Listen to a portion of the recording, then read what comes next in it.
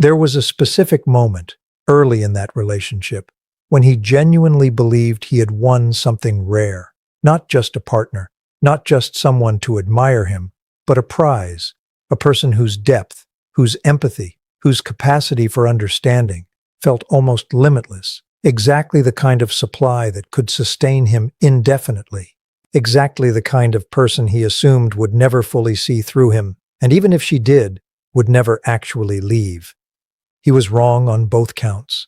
And today I want to walk you through exactly how that certainty was built, why it felt so unshakable to him at the time, and what actually happened psychologically when the super empath he thought he'd secured permanently, simply, finally, walked away. To understand why he was so certain he'd won, you first have to understand what he was actually seeing in her, and why that specific combination of qualities felt, to him, like the ultimate acquisition. A super empath, as we've discussed before, combines profound emotional attunement with an unusually resilient sense of self. And in the early stages of a relationship, before that resilience has been fully tested, this combination looks, to a narcissist, like the perfect supply source. Someone who understands him more deeply than anyone else ever has, who offers a level of validation and emotional insight that feels genuinely irreplaceable, and who seems, on the surface, endlessly patient, endlessly forgiving, endlessly willing to extend grace, even when that grace isn't being earned.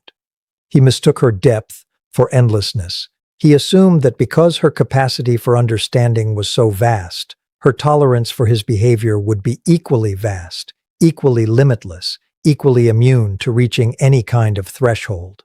This assumption, built on a fundamental misreading of what actually made her exceptional, is precisely what set the entire trajectory of the relationship toward an ending he never saw coming.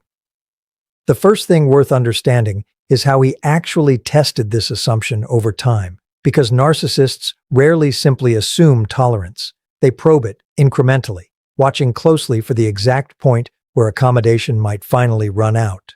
Small boundary violations, delivered early and observed carefully for her reaction. A canceled plan, met not with anger but with understanding. A dismissive comment, absorbed without escalation.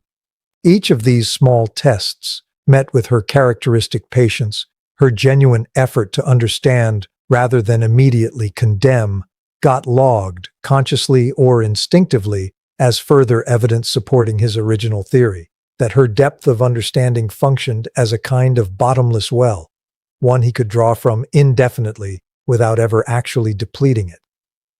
What he failed to account for, because his own psychology genuinely couldn't model it accurately, was that her patience wasn't infinite tolerance.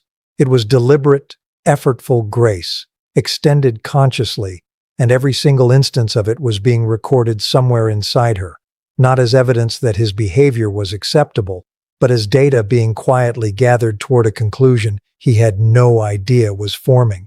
The second thing to understand is how his sense of victory deepened specifically during the middle period of the relationship, the stretch where most people, lacking her particular combination of resilience and attunement, would have already been fully absorbed into the relationship's dysfunction, unable to see it clearly enough to name it, let alone act on it.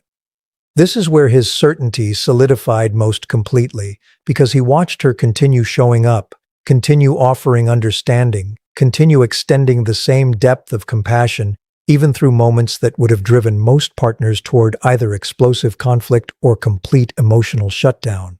What he read as confirmation of his theory was actually something entirely different. She wasn't failing to see the pattern.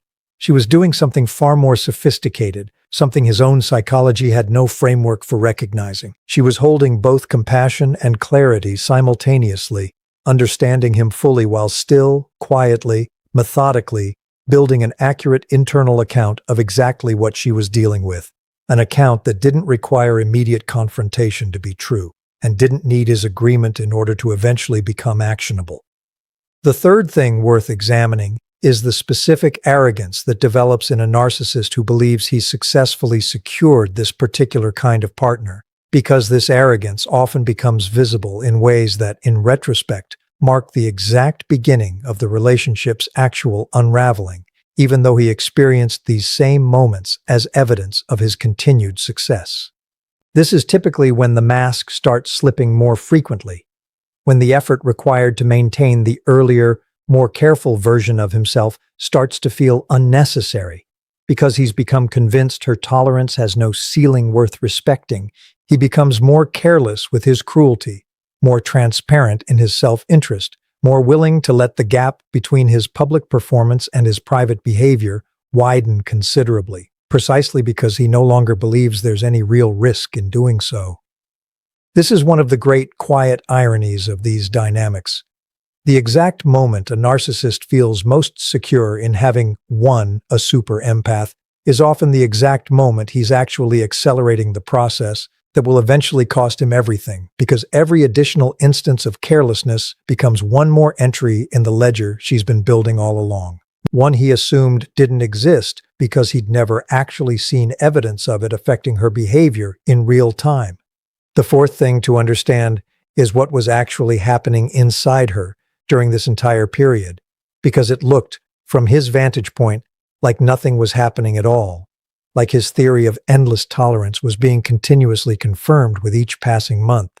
In reality, she was engaged in a process he had no visibility into, and likely no capacity to fully imagine, precisely because his own psychology doesn't generate this kind of internal accounting. She was separating her compassion for his underlying wounds from her assessment of his current behavior, holding space for understanding why he might have become who he was, without ever confusing that understanding with an obligation to keep absorbing the consequences of who he currently chose to be.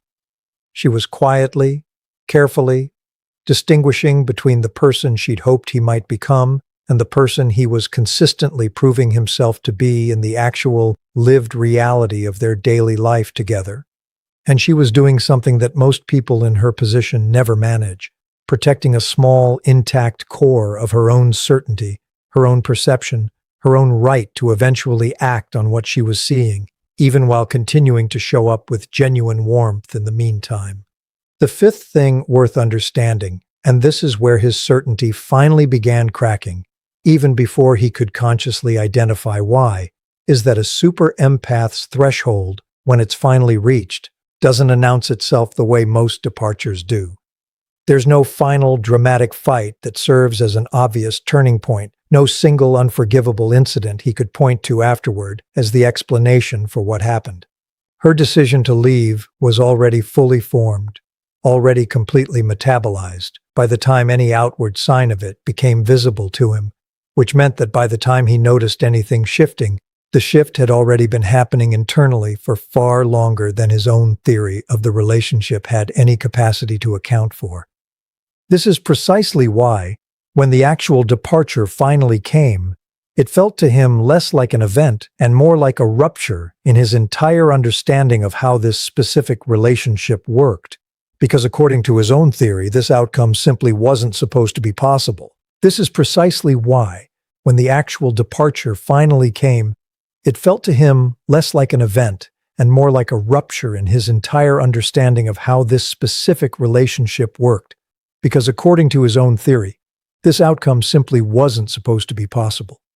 And this is exactly where I want to take the rest of our conversation, because what happened after that rupture reveals something far more important than the moment of departure itself.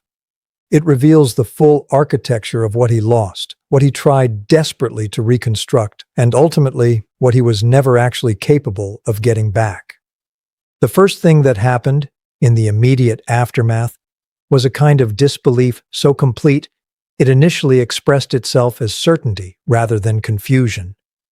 He was sure, in those first days and weeks, that this was temporary, that this followed the same pattern every previous disagreement had followed, a period of distance, followed eventually by her return, drawn back by the same depth of understanding and compassion that had always, previously, brought her back into alignment with whatever he needed from her. He reached out with the tools that had always worked before, a carefully worded message acknowledging just enough to seem accountable without requiring any real change, a callback to an early memory designed to reignite the emotional intensity of how things used to feel a performance of vulnerability calibrated specifically to the exact frequency he knew, from years of careful observation, tended to move her most. And for the first time in the entire relationship, none of it worked. Not because she didn't feel the pull of those old patterns. She likely did.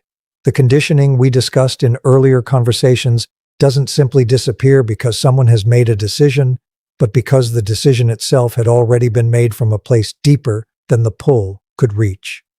The second thing that happened, once the initial tools failed to produce their usual result, was a shift into something closer to genuine confusion, a state he had rarely, if ever, experienced in any of his previous relationships, precisely because he had rarely encountered someone whose departure didn't eventually respond to escalated effort. He began escalating, the way we discussed in earlier conversations about narcissists searching for replacement supply, except this escalation was different, more specific, because it wasn't simply about finding any replacement source of validation. It was about the growing, unwelcome realization that this particular source, this particular depth of understanding, this particular combination of compassion and clarity might not actually be replicable elsewhere. This realization didn't arrive as a clean, articulate thought. It arrived as a mounting discomfort in every subsequent interaction that failed to feel the way interactions with her once felt. A comparison he likely never consciously voiced, but couldn't fully avoid making again and again in moments he wasn't prepared for. The third thing worth understanding is what he actually lost, beyond the relationship itself, because this is where the deeper significance of her departure really lives. For the duration of their relationship, she had functioned, whether either of them fully named it this way or not, as a kind of regulatory system for his internal instability, absorbing his insecurities, translating his behavior to himself in ways that made him feel understood rather than exposed, offering a level of validation that required no real vulnerability from him because she was doing the emotional labor of generating that validation almost entirely on her own. When she left, he didn't just lose a partner. He lost the specific infrastructure that had been quietly holding his fragile sense of self together, and he had never developed the internal capacity to replace that infrastructure himself, because he had never needed to. Not once in all the years she had been providing it so consistently. The fourth thing to understand, and this one requires real honesty about how these situations typically unfold, is that his subsequent attempts to fill this void rarely succeeded, not because he stopped trying, but because the very qualities that made her irreplaceable were qualities he had systematically undervalued while he had access to them. New partners arrived, and some initially seemed to offer something similar, but inevitably, the comparison surfaced again. A certain kind of patience she extended that new partners didn't extend nearly as readily, precisely because they hadn't yet been worn down by the same sustained pattern she'd finally recognized and refused to keep absorbing. A certain depth of understanding she offered that new partners, understandably protective of their own boundaries from the very beginning, simply weren't willing to extend without receiving something real in return. He had trained himself, through years with her, to expect a specific kind of emotional labor that most people, especially people who hadn't yet been systematically conditioned the way she once had been, simply weren't prepared to offer freely. The fifth thing worth naming, because it represents the actual culmination of everything we've discussed today, is the specific, quiet irony embedded in the entire situation. The exact moment he believed he had won most completely, the stretch where her continued patience seemed to confirm his theory beyond any doubt, was actually the exact period during which he was most rapidly spending down a resource he had never learned to value or protect. He mistook her depth for infinite availability. He mistook her compassion for permanent access. He mistook the absence of an immediate, dramatic reaction to his carelessness for evidence that his carelessness carried no real cost, when in fact, every single instance was simply accumulating, quietly, deliberately, toward a threshold he had no visibility into until the exact moment it had already been crossed. I want to talk now about what actually happened to her, because this is really the heart of the story, the part that matters most, even though the narcissist's unraveling tends to capture more immediate attention.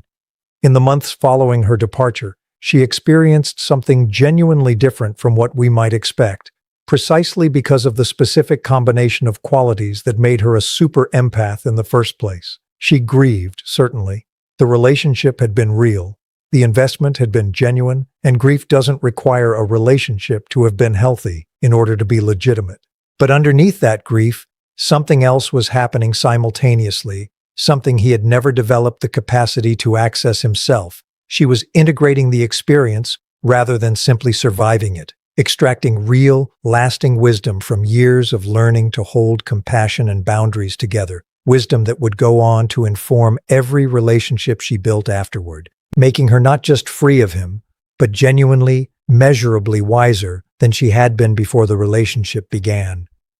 This is really the final piece of understanding this entire dynamic requires: the narcissist's story, in the aftermath of a super empath's departure, tends to be a story of managed avoidance, of narrative reconstruction, of a hollowness that gets papered over rather than genuinely addressed.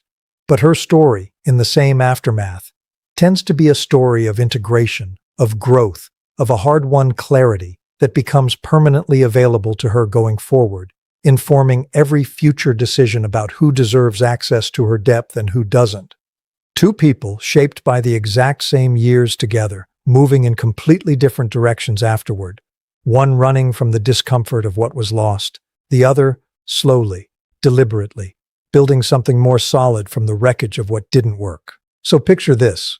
The way we often close these conversations, not the dramatic moment of departure itself, which we've already examined in detail, but a scene much further downstream, months or years later, in two entirely separate lives that once briefly intersected so completely.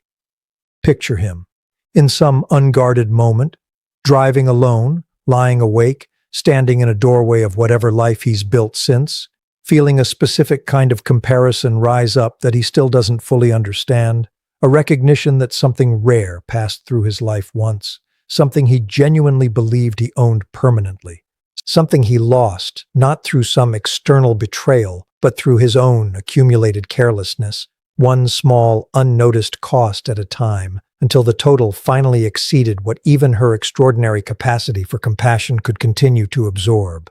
And picture her, somewhere else entirely, in an ordinary moment of her own continuing life, no longer thinking of him with the frequency she once did, but carrying forward, permanently, the specific wisdom that relationship taught her. Not bitterness, not permanent guardedness, but a clear-eyed, hard-won understanding of exactly what her depth is worth, and exactly who has actually earned the right to receive it, because that is the real, quiet, cinematic truth beneath everything we've explored today. He thought he had won something the moment she stayed through everything most people wouldn't have stayed through. What he actually won, without realizing it, was simply time. Time she spent, deliberately and consciously, gathering the exact clarity that would eventually, calmly, permanently, take her away from him for good. He mistook her patience for his victory. It was never his victory at all. It was simply her process, unfolding exactly on her own timeline, until the moment she finally, quietly, closed the door on a game he never even realized he'd already lost.